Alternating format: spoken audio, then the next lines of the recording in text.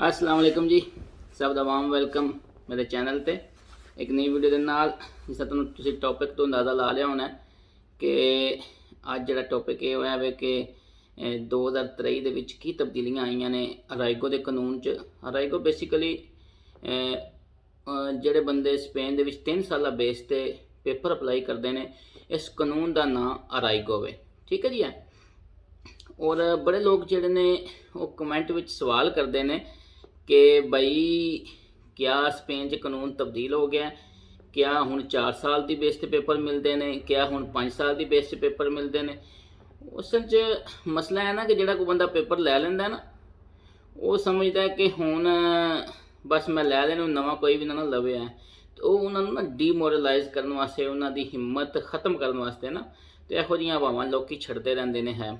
फिर साढ़े बंदे बेचारे जो बगैर पेपर वाले होंगे परेशान हो जाते हैं कि की होगा अगू मुस्तकबिल च पेपरों का की होगा, क्योंकि हर बंदा बेचारा हालातों का डंगिया होंदा है।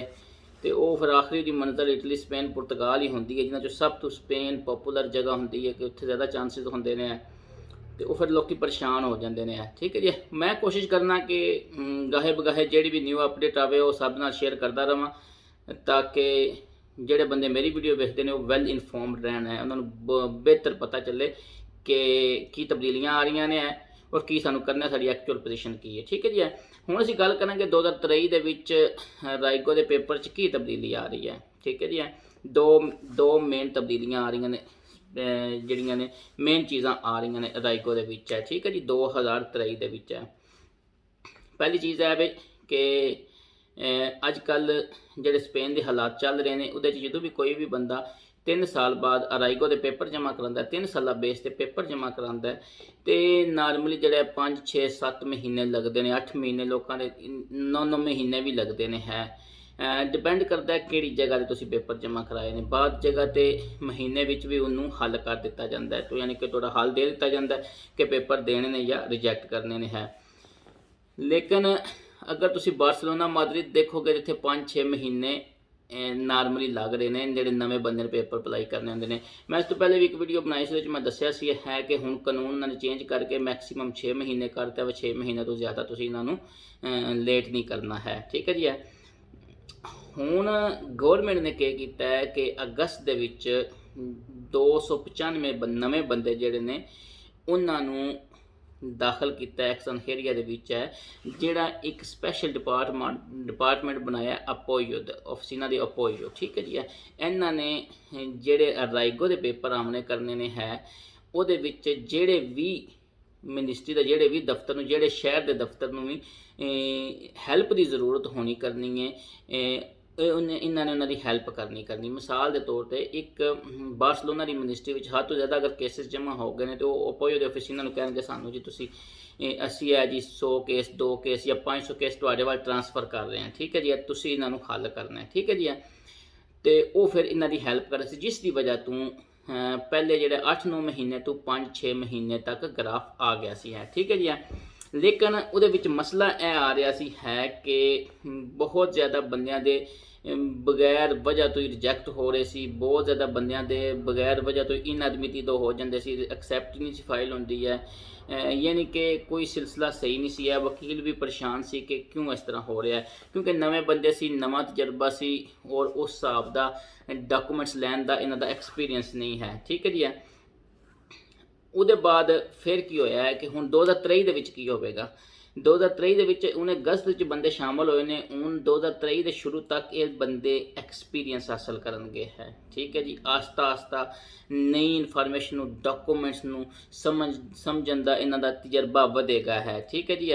फिर ये फाइलों बड़ी जल्दी सॉल्व होणगियां है, यानी कि जिथे 5-6 महीने लगणगे उत्थे हो सकता है 2-3 महीने तक काम होना शुरू हो जाए।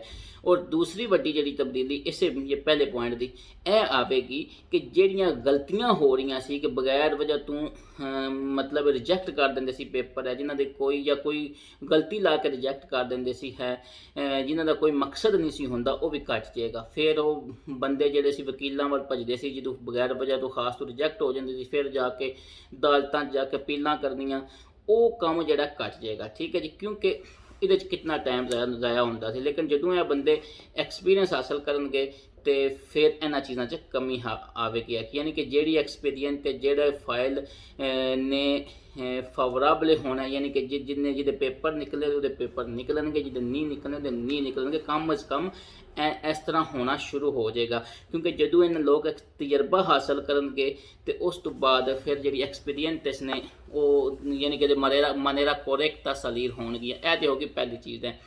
ਦੂਸਰੀ ਚੀਜ਼ ਜਿਹੜੀ ਹੈ ਬੜੀ ਹੀ ਅੱਛੀ ਹੈ, ਬੜੀ ਹੀ ਖੁਸ਼ਖਬਰੀ ਵਾਲੀ ਚੀਜ਼ ਹੈ ਜਿਹੜੀ 2023 ਦੇ ਵਿੱਚ ਹੋਵੇਗੀ ਕਿ ਇੱਕ ਸਨਹਰੀਆਂ ਦੇ ਬਹੁਤ ਵੱਡੀ ਮੁਸ਼ਕਲ ਆਸਾਨ ਕਰ ਦਿੱਤੀ। ਉਹ ਔਖੀ ਚੀਜ਼ ਜਿਹੜੀ ਹੈ ਸਾਡੇ ਲੋਕਾਂ ਵਾਸਤੇ ਉਹ ਇਹ ਹੱਲ ਕਰ ਦਿੱਤੀ ਹੈ ਕਿ ਇਸ ਤੋਂ ਪਹਿਲੇ ਕਰੈਕਟਰ ਸਰਟੀਫਿਕੇਟ ਜਿਹੜਾ ਅਸੀਂ ਪਾਕਿਸਤਾਨ ਤੋਂ ਮੰਗਾਉਂਦੇ ਸੀ ਜਾਂ ਕੋਈ ਵੀ ਗੈਰ ਮੁਲਕੀ ਆਪਣੇ ਮੁਲਕ ਤੋਂ ਮੰਗਾਉਂਦਾ ਸੀ, ਉਹਦਾ ਇਹ ਹੁੰਦਾ ਸੀ ਕਿ ਤੁਸੀਂ ਅਰਾਈਗੋ ਦੇ ਪੇਪਰ ਜਮ੍ਹਾਂ ਕਰਾਏ ਨੇ ਔਰ ਉਹਦੇ ਵਿੱਚ ਤੁਸੀਂ ਕਰੈਕਟਰ ਸਰਟੀਫਿਕੇਟ ਲਾਇਆ, ਤੁਹਾਡੇ ਕਿਸੇ ਵਜ੍ਹਾ ਤੋਂ 6 ਮਹੀਨੇ ਬਾਅਦ 7 ਮਹੀਨੇ ਬਾਅਦ ਤੁਹਾਡੇ ਪੇਪਰ ਰਿਜੈਕਟ ਹੋ ਗਏ ਨੇ। ਹੁਣ ਤੁਹਾਡਾ ਕਰੈਕਟਰ ਸਰਟੀਫਿਕੇਟ ਜਿਹੜਾ ਉਹ ਐਕਸਪਾਇਰ ਹੋ ਗਿਆ।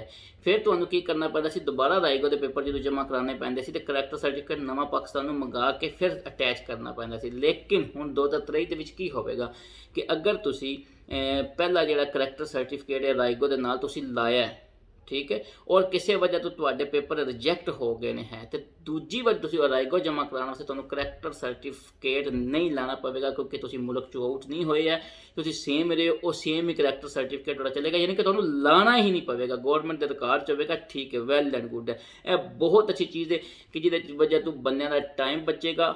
ਜਿਹੜੇ ਲੋਕ ਪਾਕਿਸਤਾਨ ਮਤਲਬ ਬਾਰ-ਬਾਰ ਕਰੈਕਟਰ ਸਰਟੀਫਿਕੇਟ ਬਣਦੇ ਸੀ, ਉਹਨਾਂ ਦਾ ਟਾਈਮ ਬਚੇਗਾ ਔਰ ਦੁਬਾਰਾ ਉਹ ਟਰਾਈ ਕਰ ਲੈਣਗੇ। ਜਿਉਂਦੇ ਵਸਦੇ ਰਹੋ, ਜਿੱਥੇ ਵੀ ਰਹੋ ਆਬਾਦ ਰਹੋ। ਖੁਦਾ ਸਾਹਿਬ ਦਾ ਹਾਮੀ ਨਾਸਰ ਰਵੇ। Take care. ਅੱਲਾ ਹਾਫਿਜ਼।